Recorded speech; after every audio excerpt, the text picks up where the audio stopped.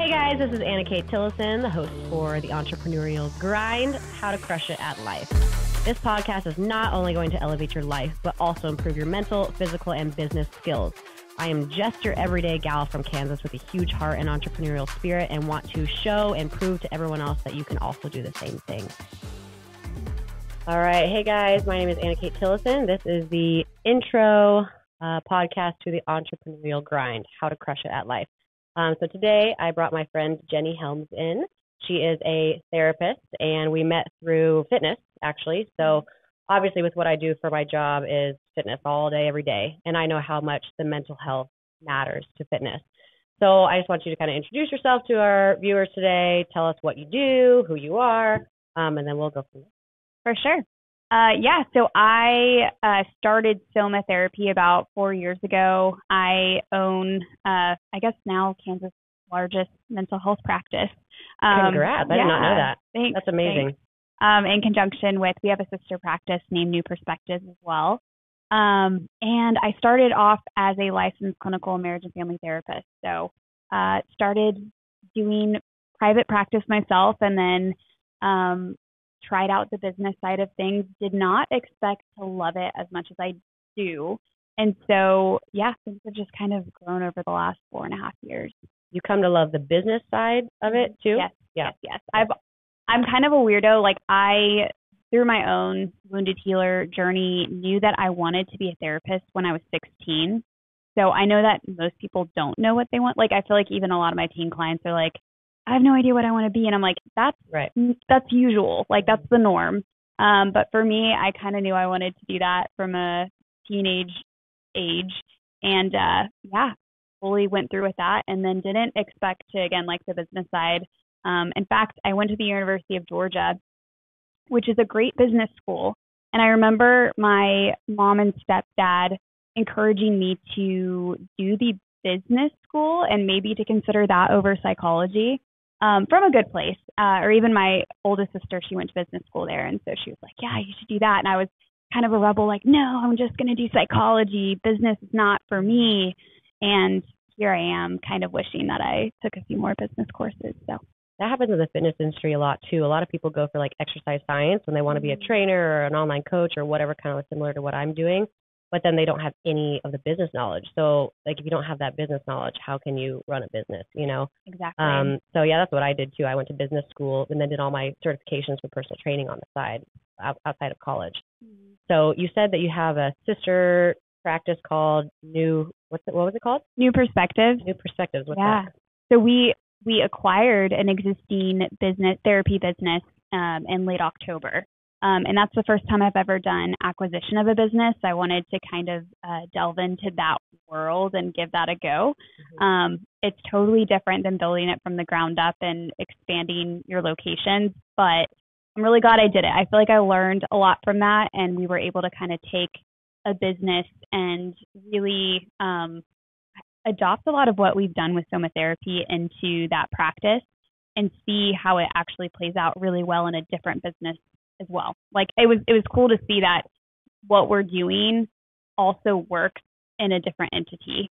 I don't want to speak too much of that because I don't want to I want to honor the previous business owners and kind of how they were doing things, but it was exciting to do that piece. Although transition is tough.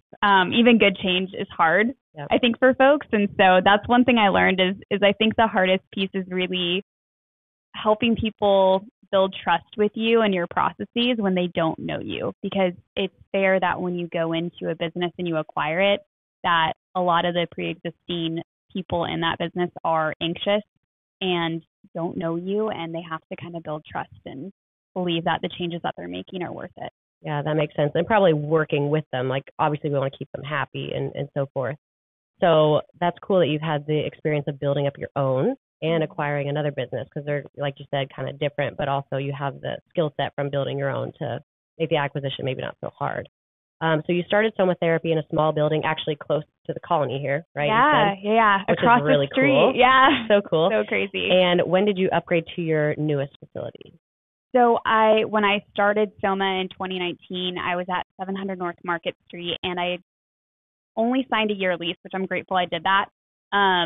At at the time I was honestly not sure if it would go anywhere. And I think it was partially my own insecurity about where will we be in a year? Because I told myself I'm going to give myself a year to work my butt off because I was seeing a full caseload at the time as a therapist and doing the business side of things. So I was pretty much working like a 80 to 90 hour work week every single week. And I wanted to give it a year. That's what I told myself. That's what I talked about with my boyfriend, now husband at the time. And I was fortunate that I didn't have kids or anything else that was drawing me away from being able to do that and feeling split. So it was good timing in my life to really try that out. And I, after a year, already broke even. I think we made $700 our first year. Woo-woo. But I was so grateful. Deal. Yeah. It is a big deal. And I don't think people quite understand, or even me at the time, I didn't quite understand that was as big of a deal because if anything, I'm thinking in my head, I'm putting in these 80 to 90 hour work weeks and I made $700. Very exciting. Right. On paper, it's like, wah, wah. But for opening a business within the first year, that's great. It's really good. And I also didn't have to, I was too nervous to take out any loans, which in retrospect, I kind of wish I did. But at the time, you don't know, and it's risky. And so for me, I signed that year lease because it was risky, or I was scared, and I'm glad I did because I was ready to move out of that space. We were already outgrowing it, and I needed a different space, and it gave us the opportunity to actually incorporate real estate as well. And so I bought the next building and really kind of invested in myself at that point. So how did that real estate journey look for you? Like, did you know what you were doing when you first bought it? Not at all. And I had a lot of help. So I want to give kudos to the people around me. My husband knows a ton about real estate. We had friends too that were a part of that. And they helped us with that process. I just remember when I was looking at the different buildings and the one we eventually are in now, I remember going through, there's 2 floors. The upper floor, I was like, I just hope we fill this one out. Like, just really nervous and hopefully we rent out the bottom to somebody else. And so looking back, we're completely full. And it's just kind of crazy that when I was originally looking at it, I was so overwhelmed, and now it seems like, oh, this is not a big deal. We need more space, Yeah. So, throughout that journey, I like to share that because some people look at me now and they don't realize the hurdles and the fear and the anxiety. And for sure, I was doing a lot of things and trusting that, my work ethic and luck and the people around me would help me get through that. I think, being a business major and loving business myself too, a lot of people go into business like not knowing what they're doing. Like you said, like when you bought your real estate, you didn't know what to do. When you started a business, you didn't know how to do it. You just do it. You just learn, you jump, and you do it. And I think that's what holds so many people back. I've had a lot of conversations with people where it's like, well, why don't you just start up your own thing? Or why don't you just open this business or whatever? And it's like, well, I don't know what to do. Tell me what to do. I'm like, I didn't know what to do either. You have to like learn it and just jump and you just do it. So it sounds like you did that for sure. 100%. And I made a lot of mistakes too, which I think is helpful because I think if you're going to start something like this whole analysis paralysis of like, hey, I've got to know everything before I do it, like you said, it's just not even real. Like even if you went to school, you're still not going to know specifics about your industry. And just, every year things change. So you've got to have that mentality of I'm willing to put myself out there, ask questions. And if I make a mistake, okay, I'll learn from it.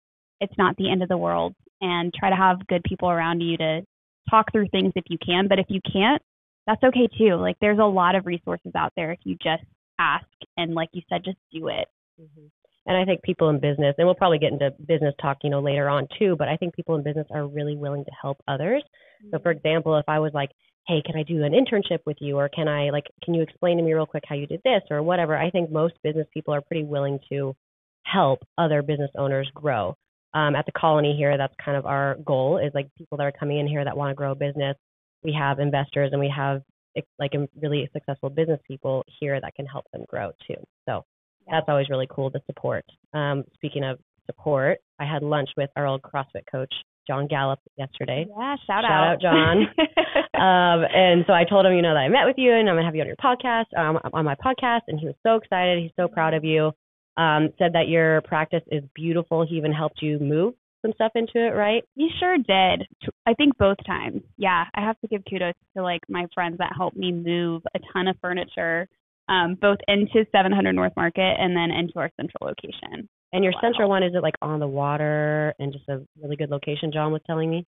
Yeah, so it's right off the Arkansas River, and it's, all on the other side. You can't really see it from the front, but there's a ton of floor-to-ceiling windows on the second floor, and then there's some pretty big windows on that first floor, too, so the views are they're really great. Very grateful. That's so cool. Mm-hmm. So we met when I think I was 18 doing CrossFit. Yeah. That's when I started CrossFit with John at CrossFit Wichita. And now John has his own business as well. He opened his own gym, which is really awesome. But so I was 18 when we met. We did CrossFit together, 5 a.m. class for, I don't know, at least a year, pretty hardcore. And then, people fall off, of course. And so that's how, we met through fitness. And so now sharing this connection between fitness and mental health, I think is really cool. And that's really why I wanted you to come on today. So about the therapy world, I have a lot of clients that I try to refer to therapists that I think could utilize it and could benefit from having a therapist to talk through some things when it comes to, for example, emotional eating or things that people are mentally struggling with that affects their total life, which, if you're trying to work out and eat right and like raise a family and do a job, like it's hard to do all these things when you're mentally, internally struggling with things. But an issue that I'm running into as a trainer is my clients don't have accessibility to therapists. And so, I know we talked a little bit last week at our little coffee date about that, about how there are some hurdles with getting people the right help that they need. And so what is for a client that is having trouble getting a hold of a good therapist, or they don't have insurance, or it's too expensive, what would you suggest for someone in that position? It depends on which scenario they're struggling with. As far as locally, I would say first, they're not alone if they are trying to reach out and struggling to get into therapists right now, because our community is underserved. And in fact, there's a lot of places throughout the United States right now that are underserved with mental health resources. And one of the things I will say we try to do at Soma is at least answer that phone call and give someone a little bit of hope, where if we can't fit you with a great therapist right now, there's two things we try to do. We can put you on our wait list, and or we'll give you another referral. So we're not just going to say, hey, we can't help you, bye. Because I know that making that first phone call can be really hard for people. And we want to instill some hope. We want to get them connected to resources. And we want to try to get them into a good fit, or at least get them on a waiting list. I'll say for specific needs, typically people are waiting about 2 months before they can get into a therapist. So if you're thinking about it, it may be great for you to go ahead and plan to reach out now, and to know that you're not alone in that. The other piece, if you don't have good insurance coverage and you're struggling to find a resource that you can afford, a lot of the schools, we have a really good community of counseling programs. So WSU has a great program. Friends, shout out to my grad school. They have an amazing program at the Center on Family Living, and Newman has a program as well. So we have a lot of local colleges that will see folks for very little to no money at all. Some of them are free. And so those are really good resources too, because although it's not maybe a specialist or somebody who's been in the field for years and years, working with somebody who has that supervision and support is much better than not doing that work at all. And I just remember too, I did that myself, and I loved my internship. A lot of my clients actually went with me into private practice after that. So to just remember there, like with any field, you may have to try on a few different therapists or therapist interns before you find a great fit. But there are great fits out there, even if you don't have great insurance coverage or the money to pay. I mean, typically the going rate right now is about $150 out of pocket per session. Mm-hmm.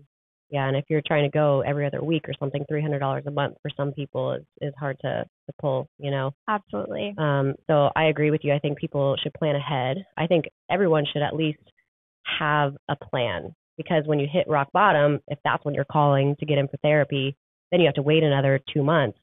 you're past rock bottom, so what would you suggest for someone who is in that position of like rock bottom, I need help ASAP? What emergency lines or help is there available? Yeah, so we have a national line 288 that you can text or call if you are in a state of crisis or feeling suicidal. And by the way, no shame in that. Like, there are so many folks that go through periods of their life where things just build and build and build, and it does get to where people are in what I would call like the red zone of mental health. And the other piece, so locally, Calm Care Crisis is where folks go for like their crisis resources. I couldn't tell you the phone number off the top of my head, but I know we have that on our website, or you could Google Calm Care Crisis and that phone number will pop up. The Mental Health Association also can help and have some groups that they provide in our community. If you are a survivor of sexual assault, WASAC is a great resource. If you are dealing with crisis in your home, Wichita Family Crisis Services is also a great resource. And if you're struggling with having domestic violence in your home, Harbor House is also another great resource. So those are the big ones that come to mind in our local community. But don't hesitate to reach out and Google different resources. There's a lot of amazing resources online now. Yeah, that's really good to know, because I didn't even know all that was available. So we have a lot more available than we probably realize. But kind of going into the next topic on how the mental health affects our physical health.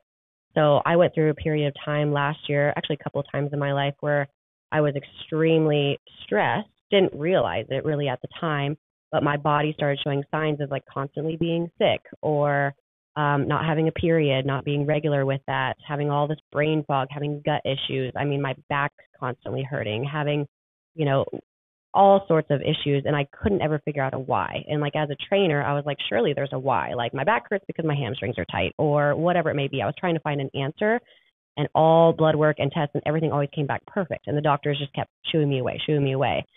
And when I finally went to my new doctor at Prairie Health and Wellness, they're a little bit more focused on like the holistic side, the mental health side, actually like looking at the root cause of things. And I did a cortisol test, and my cortisol was like off the charts. And so even though to me, I didn't feel super stressed, probably because I've been used to being in such a stressed environment most of my life, and I just mentally just tell myself, just keep pushing through it, I couldn't anymore when my body started being so sick and in pain. And so do you think that the mental health can cause sickness in the body as well? 100%. So there's an amazing book by Dr. Bessel van der Kolk called The Body Keeps the Score. And I just love that title because it's absolutely true. There's a lot of things that we may not be recognizing in our own mental health struggles, but that will manifest in body symptoms. And Dr. Gabor Mate also talks a lot about this if you want to learn a little bit more. When you're describing what you went through, I think a lot of folks have that. In fact, our nervous system, we don't have a great system in our current medical community for looking at our nervous system and how much we are in the sympathetic response throughout the day. Mm-hmm. And when folks are in that consistently, they can actually, like, there's a ladder of how our body will respond. And the highest ladder, people don't realize, is actually kind of feeling numb and shut down. And so when they feel numb and shut down, they're like, I'm not stressed. I'm just like, things aren't working, or I'm depressed, or my thyroid, or all sorts of different things. But it's actually much worse than when people are feeling their anxiety or they're feeling anger. They're actually at the higher rung of that nervous system ladder, and people don't realize that because we don't talk about it. So I think a lot of folks, if you're struggling with feeling like, there's where we normally are, which is like a healthier range is when we have a good balance of having that calmness, but also enough energy to get stuff done and be creative and be in flow. But a lot of people live in the sympathetic mode of, hey, I'm just going around doing everything and not slowing down at all. There's no margin. There's no. Sounds like me. Yeah, no, I've had to work on my own healing journey with that too, because that's how I tend to live in that second rung a lot. And then by the end of the day, I'm in the third rung where I'm like, okay. It's funny because people will try to have, or like my husband will try to have a conversation with me at night, and I'm like, I can't. Like, my brain is mush. And it's because I've lived the entire day in that sympathetic mode that my body turns into the highest rung of the ladder, which is shut down, where it can't think straight. It's a little bit more numb. There's just other features of that people can also live in that, and that can look like depression for people. So I think the more that we're still learning a ton about this, but the more that we learn about our nervous system, if we actually looked at that when it came to our health, that would give us a much better picture of where we're at day to day. And yeah, mental health and physical health are intricately linked. We can't separate them. That's part of, I mean, it kind of makes sense too. Like our people also don't know that we have more, what is it? Oh gosh, now I'm of course not thinking about it. Our brain has neuroreceptors. We have more neuroreceptors in our gut than our brain. People don't know that. Interesting. I didn't know that. Yeah. So when we have a lot of gut issues, that's another common indicator that stuff is going on with our mental health. But a lot of people ignore it or just think, oh, I just have this gut issue, or, they live with it. They just become numb to it. A lot of things I didn't even realize too when I was struggling with all my gluten issues when I was 20. I didn't realize how crappy I felt until I actually started changing what I was eating, because you just don't know what life is like outside of that. And it's even like that psych experiment. They did it with dogs where they put them in this environment where it's like low level electrodes, where they're feeling that low level of basically being electrocuted, but at a lower level. And the dogs get used to it. And when you put them in a normal environment, they actually can gravitate back towards the less healthy environment because they just acclimate to it. And so I think that's a lot of what we kind of subconsciously do slowly, is a lot of people live life acclimated to their nervous system being in a state of that sympathetic mode. Yeah, and I think personally for me, I lived in such a depressed state, of numbing my emotions for so long.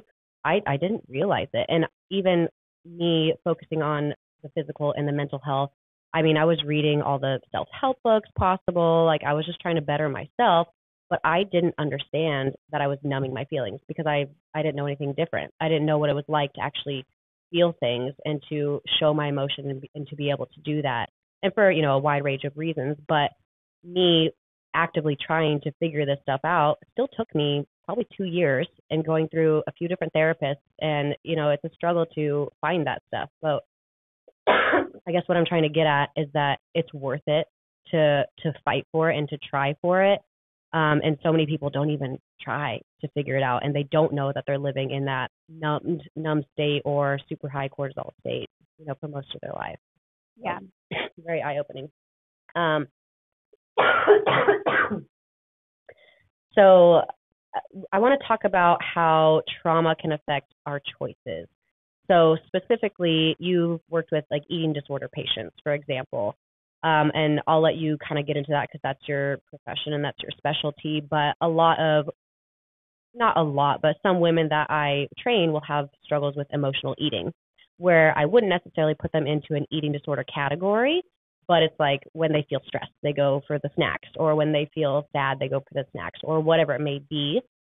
And so with my coaching, without stepping over that therapist boundary role, is I'm just trying to encourage other things that produce serotonin. So going outside or moving your body or other things, like the replacement method, as I call it, in replacement for food. But what is your take on that, I guess, the mental state relating to food specifically? So a lot of people use food for different reasons typically to manage emotions or emotional states that come up for them throughout the day. And so when I think of somebody that struggles with emotional eating, I think of someone with unresolved trauma and unresolved parts of themselves that, again, I'm going to say that, and a person struggling with that is going to be I don't actually have any feelings before I eat, or I don't think about anything sad or traumatic. And it's not that you necessarily consciously think about it. In fact, some of the folks I work with, they'll share things like, have a Pop-Tart in my hand 1 minute and the next it's gone. It's just even almost they kind of blank out that whole process. Or if you struggle with binge eating, I mean, obviously that's going to be that's going to be a little different. So at the core, of what I've seen for all of these issues, whether it's restricting, overeating, or basically manipulating or using food in some way that isn't good for us long term and to the extremes. Like, I think it's okay. We all emotionally eat from time to time, or overeat from time to time, or undereat from time to time. But if it's a consistent pattern in your life, you're trying to manage something, and something more subconscious. And there's a reason. Usually, there's a lot of context to why you're doing that. And it's actually, it kind of sounds silly, but I try to get folks to realize the ways that you're actually trying to help yourself or protect yourself. Because usually people do it in response to some really hard or complex emotions or things that they're not quite sure how to resolve it, or don't even have those emotional development, like the development emotionally to handle those pieces quite yet. And that's what we do in therapy, is we work on building those parts of you that are emotionally developed and able to handle those things, and for people to recognize even what they're using food to cope with to begin with. But I'm like, we could go down a whole rabbit hole of what that means, but it's usually that's at the core of it. And there's been, I'm happy to share stories of what it's been for folks. Some people don't realize that living in certain body types protects them from being sexually abused, things like that you would never think about if you're in a larger or a smaller body type. And then there's other pieces where it's just like day-to-day people use that to cope, to not feel certain emotions that if they were to feel them would impact their relationships, and they're not quite ready to deal with that thing in their relationship. And so there's different ways that this manifests, but usually as we start to heal stuff and some of those core trauma wounds, usually attachment wounds too. I think that's, yeah. And when I say attachment wounds, that usually means the wounds that happen in childhood with our caregivers and even with peers around us, that we create different ways of coping or different roles that we take on in our family systems and in our peer systems to cope from those attachment wounds that may have happened chronically, or just, there are acute events that happen that we didn't know how to handle as little people. Yeah. And I think that's one thing that I really learned through therapy, from being, in therapy a lot of my life, my adult life, and seeing different therapists and how they explain things, is to always look back at your childhood, not to put blame on anyone. Like, for example, my parents are amazing. They were amazing. They were never abusive, never neglected me. But things that they would do still affect me as an adult, whether it's positive or negative. I would say my growing up, mainly positive, but there are still things that have happened that have affected me, as an adult. And as a parent, you can't do everything perfect. No. But I think that's the number one thing that I try to look at first for myself, is why am I acting this way? Is this something that is a characteristic from, childhood, and why, and whatever. So I think looking at your own childhood should be the first step to trying to figure some things out slowly. And again, never playing the blame game. Again, some people have been in some really, really terrible situations, with their own parents or whatever the situation may be. But understanding, I think, is very helpful to kind of go back to that origin. Would you say? Oh, 100%. Yeah, I love the phrase hurt people, to really just kind of sum up intergenerational trauma. Their stuff also leaked out, the stuff that they didn't have the resources to heal, or didn't even know about. I think we're very fortunate to grow up in the day and age that we grow up in as far as our knowledge. My parents did not have the resources that I have today to work and heal and deal with all the intergenerational trauma we've had. And I think if we could take shame out of that, if and when I have kids, I'm totally going to traumatize them. I know that, and I'm okay with it. It's part of it. I will never be a perfect human. And I think the more that we can actually acknowledge that and talk about it, and they can, do their best to do better than me, if they want to. That's up to them. But I think it's just being real and saying we're all going to traumatize our people, whether we want to or not, a little bit. That's just part of being human. Yeah, we all go through shit. Right? Oh, 100%. Just kind of sticks to other people sometimes, sadly. Yeah. So, because I work with a lot of family systems, and I do letting the parents know, by the way, I work in this field and have spent so many freaking sessions of my own in therapy and working on this shit that I shouldn't pass on trauma kind of in my mind. But I'm like, I'm going to do that too. Like, you're not alone. We're all in the soup of being human and traumatizing each other. Yeah, that makes sense.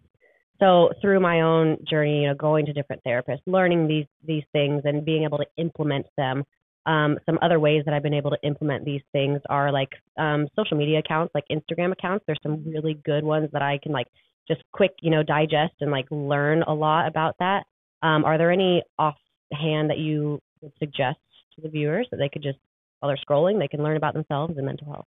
Yeah, so totally biasly, I'm going to say my own. So at Jenny Helms, I talk about a lot of different things with mental health.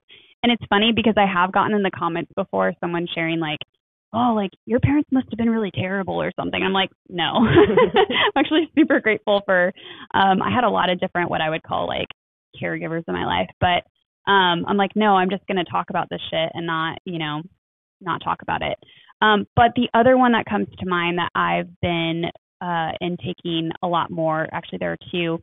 I love the work that Courtney Lantigua is doing, and you spell it Cortney, Lantigua, Lantigua. She does a lot of work around educating people about our nervous system and how things manifest in our body. She does a great job with that. And then as far as relationships, because I love talking about relational mental health and developing like what we would call like secure attachments in relationships. At the Secure Relationship does a really good job of sharing even examples of how you can have better fights, better arguments, better ways, or even knowing yourself, like what your attachment style is and ways that you can start having that self-talk during those moments to come back and try to do a little bit better so that you're not unintentionally hurting your partner. That's really cool because my new partner, Ian, has been so great. And I think I've had the trauma of not having great partners in the past where as soon as there would be some sort of conflict, I would just get yelled at or cussed at or whatever it may be. So that's what I expected with Ian. And with him, it's the total opposite. It's like we're arguing, but we're figuring ourselves out and we're figuring each other out. And that has been so cool for me because he's a lot better at it than I am of keeping his cool. And sometimes I just don't know what to say in the moment. And so, I'm like, I just need to chill. And then when I actually have time to think about it, then I can come back and be like, oh, this is why I acted that way, or this is why I lashed out at you, or whatever. Like understanding myself has been cool to learn about myself in arguments. Yeah. Very interesting. Yes. And I love that. I love that you share that. I've also been working on like just being more vulnerable when I do get flooded, to just be like, hey, I'm feeling flooded and I'd love to have this conversation with you in a way that like, and it's kind of funny, like sometimes we laugh because of the way I talk about things, where I'll be like, I want to have this conversation in a way that's loving, but right now I really can't. I need a little bit of time to come back to this because I love you, but right now I'm mad at you. And like, it's just this really different kind of narrative where I'll be like, oh, I feel like you're like, I have all these feelings right now and I just don't know how to put them into words. So like, and I just will share that. Like I'll share what's going on in my brain, because before I wouldn't do that. I would just shut down or I would lash out. And that's not what I want to be with the people I love. That's not just what I want to be in general. So it's weird how like I've learned being vulnerable even in those moments of just being like, I know you're trying to talk to me and be nice, but right now I'm seeing you as a bad guy and I don't want to, like even stuff like that. And, sometimes it creates some laughter for us too, where we're like able to laugh and like, all right. Or we'll joke, we'll be like, we'll have this fight later when we're in a better space. Yeah. Yeah. Me and Ian have had similar, and that's so cool. It's so refreshing. It is. But another tool that I have been able to use to figure out my own mental health and kind of heal from a bunch of my own shit, and that's being introduced into the therapy world, is like psilocybin or ketamine or things like this. So I, have a condo down in Mexico, and when I go down there, I found a couple of shamans that do mushroom ceremonies down there. So when I do work with my therapist here in Wichita, she's always like, okay, now here's how you can integrate it to your mushroom ceremonies down there, because here, obviously, it's not legal yet. There's a lot of things we can't do with it. Obviously, people in the States still get it somehow, but it's like down there, it's more acceptable, legal, and under a shaman, it's acceptable down in Mexico. So these mushroom ceremonies have been really, really eye-opening for me. And the last one that I did I had such an awakening that made me feel like I like completely figured out my whole life. I didn't, obviously, but like I figured out a huge problem in my life, and I felt like I died and like came back to life. And it was the coolest thing ever. And the shamans just knew. They knew exactly what I needed.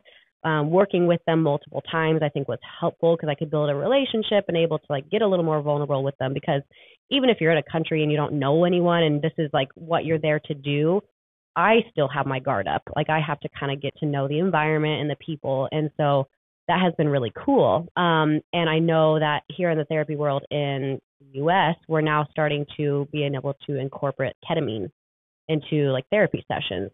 So as a therapist, is that something that you would be interested in adding to your practice at some point? Or what are your thoughts on that, those types of drugs?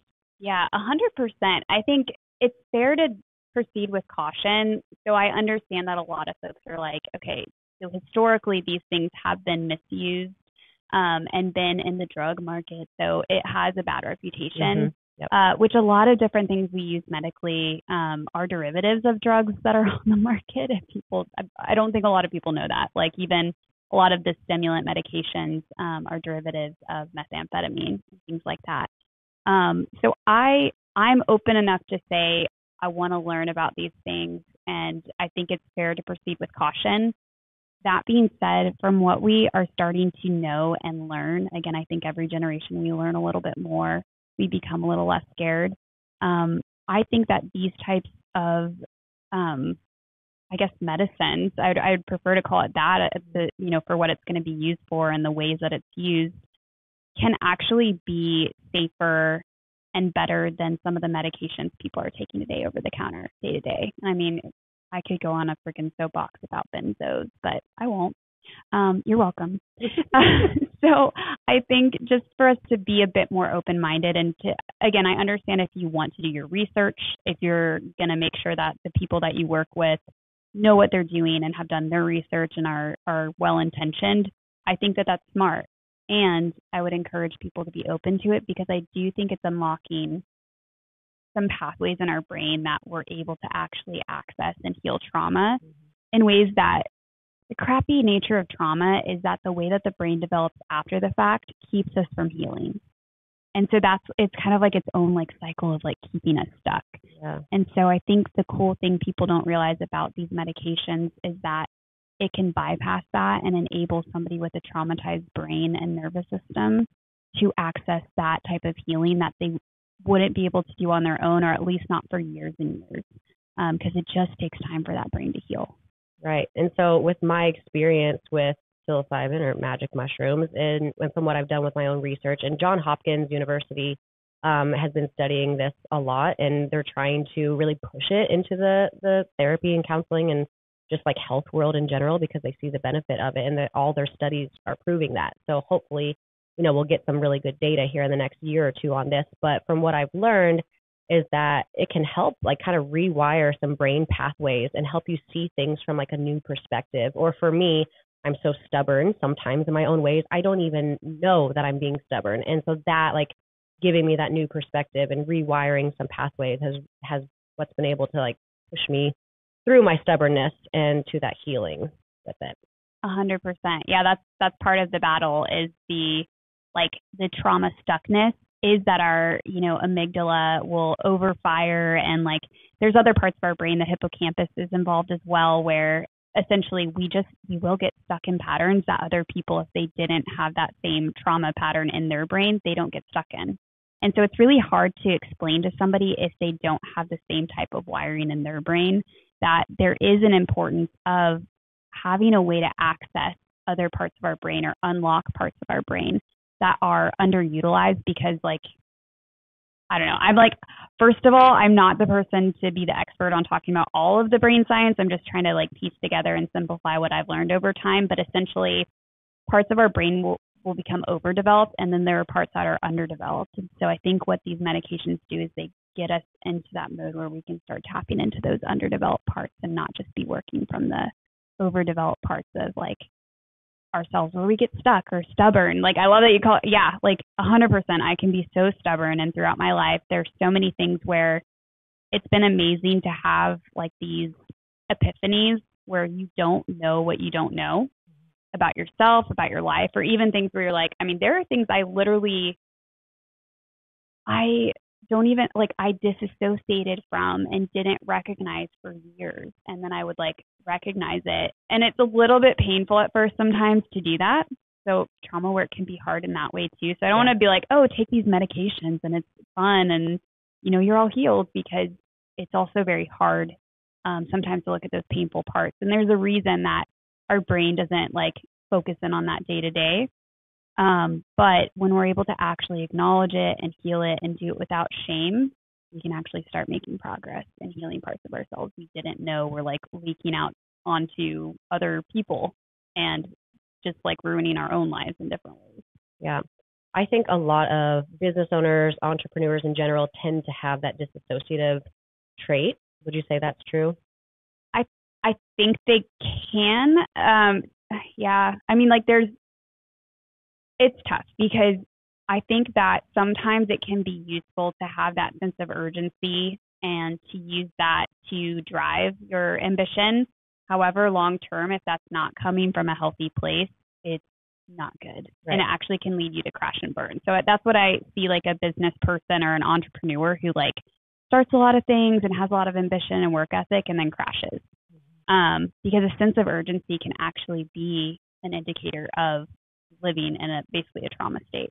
Mm-hmm. So it's like a yes and no thing, because I think some of the traits that can be helpful initially for business owners and entrepreneurs, if they come from a bad place and they're long term and you don't know how to turn it off, can be really harmful and actually impede your ability to do good business long term. So that's the other piece too, because sometimes people are like, oh, I don't care about my mental health, but I do care about the success of my business. And people don't realize, like, when you work on your trauma and your mental health, you give yourself the best odds to be successful in your business long term.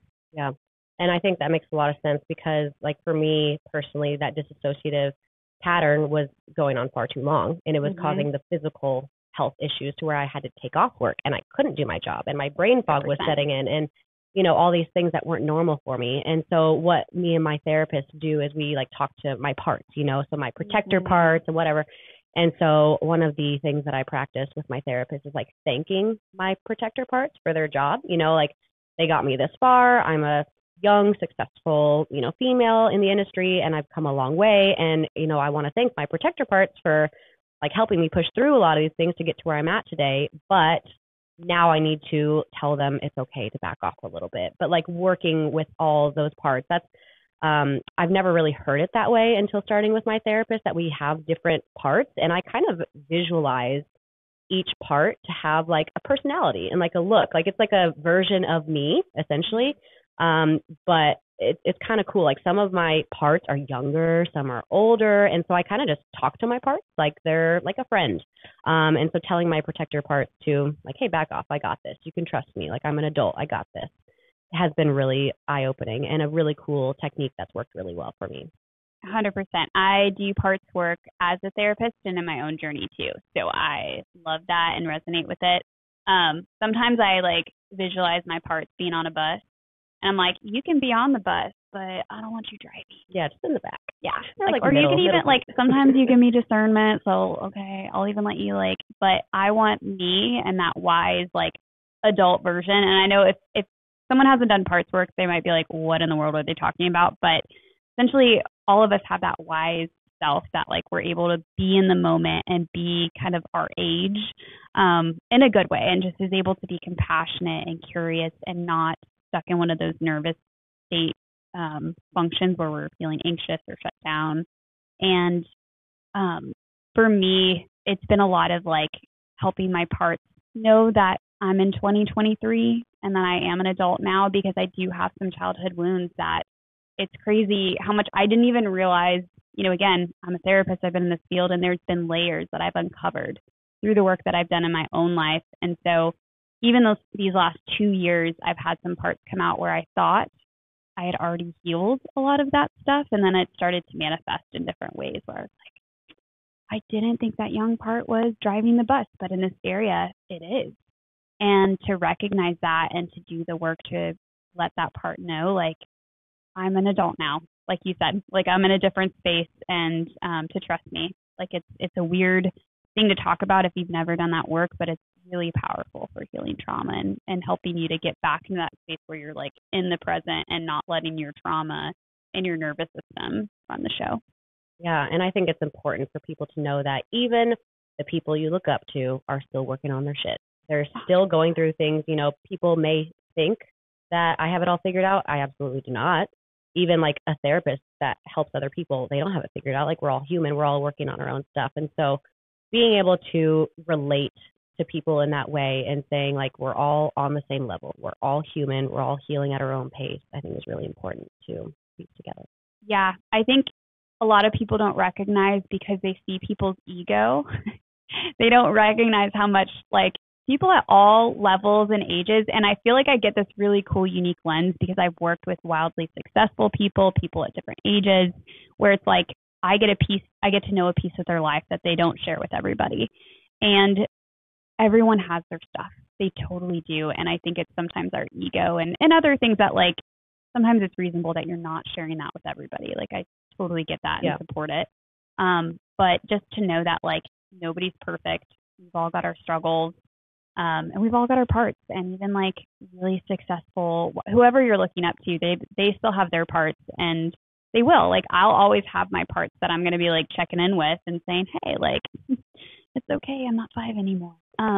You know, or whatever age or, you know, part is coming up for me. So, yeah, no, I think that's a beautiful point to pick up because, yeah, we are totally. And when I first started doing therapy, I remember thinking, like, I had to have, like, stellar mental health all the time to be a good therapist.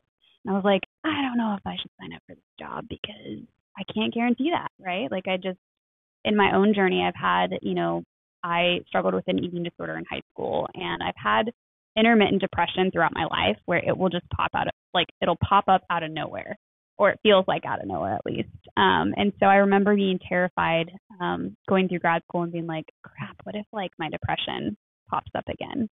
And then at some point I realized, like, no, I don't have to be perfect. I don't have to have perfect mental health. I just have to be aware and acknowledge it and deal with it when it comes up. And that's it. That's all, like, we have to do in our field. So yeah, your therapist probably sees a therapist. Mm-hmm. Yeah, that's really insightful and I think really important for people to know. So you're working on your stuff. I'm working on my stuff mentally. We're both trying to grow our businesses at the same time. Working on our mental health is going to help our businesses grow. So for you, what's your next thing in business? What do you want to do? Or what are you trying to do right now? Trying to do? Great question. I feel like every year I itch to just do something else or to expand in some way with the mental health business. And so recently, you know, our last big project was acquiring new perspectives. I think the next one is going to be expanding into another location because we have the need here in Wichita for more great therapy resources. And we do have a wonderful, I mean, every year we have a cohort of therapists that we're graduating, which is great. I'm so grateful we have these programs, and we're trying to keep this great talent in Wichita if we can, but they need to have places to go that are good. And they need to have support in their private practice journeys. So I think expansion in that way is next. I've also thought about vertical expansion, which would mean higher levels of care. We don't currently have a lot of higher levels of care in Wichita or even in Kansas. So, like, for instance, eating disorder residential treatment, the closest place is Tulsa. And Kansas City has a couple of what we call intensive outpatients and partial hospitalization programs, but they're not residential. We have no IOPs here for eating disorders, trauma, or anything unless it's substance misuse. So the only higher levels of care we have are for substance misuse, but not for trauma, not for those struggling with immense depression and suicidal thinking, not for eating disorders, and then other populations who really need it. So it's like either you go into the hospital, and sometimes that means even the ER because our residential resources right now are kind of waning. We're working on that. There's a lot of work in our community towards building that, but basically it's like you're in the hospital, you're outpatient, there's no transition of care, step down. Gotcha. Yeah, and a lot of those things I didn't really even realize either. But I love what you're trying to do for Wichita and for humans and for people. I'm a problem solver, and so whenever I see a problem of, like, the mental health industry, of it, the accessibility or whatever, I just so badly want to solve it, you know. So I think being able to chat and spread the word to everyone else and let them know what resources are available and what you can do even just on your own, and to really like work on your mental health, like it's worth it. You know, it's totally so worth it. I think it's really cool what you're doing. I've been sick, obviously. It's that time of year, all the allergies.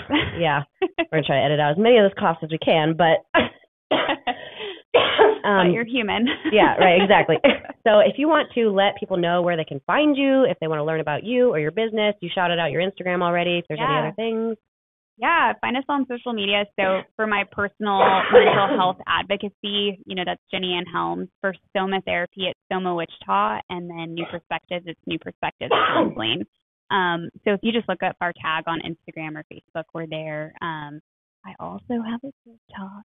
Oh, everyone loves TikTok. Yeah, I actually appreciate TikTok. I know there's pros and cons, but I think that if we put good material out there too, like essentially what I like to do is educate and advocate. So if I can educate people and help them connect the dots that like they could benefit from doing some healing work and looking into resources or getting a therapist if it's accessible, I want to do that, because I think that a lot of people don't realize like you don't have to be in the red to get like a lot out of therapy and working on your mental health. It's a spectrum. And they say at any given time, only 15% of us are in the green, where it's like, you're really actually okay, probably don't need to have as much of a check-in, or, you're in a good space. The other 85% of the population is going to be living in like the orange, or the yellow, the orange, and the red.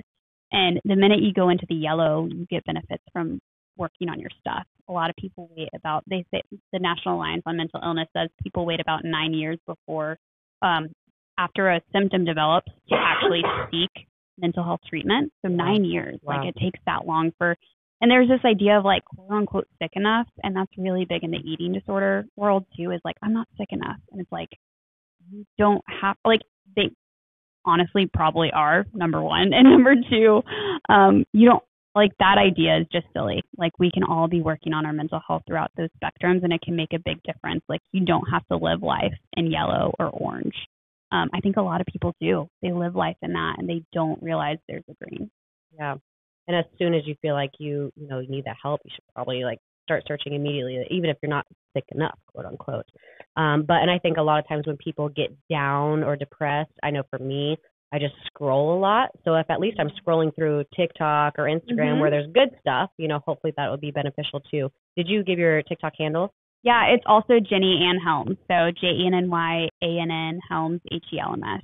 You can check that out too. Yeah, so follow Jenny on TikTok, Instagram, look up her page, follow any other types of mental health therapists, whatever. So when you're scrolling and, you're feeling down, you're at least getting some good stuff in.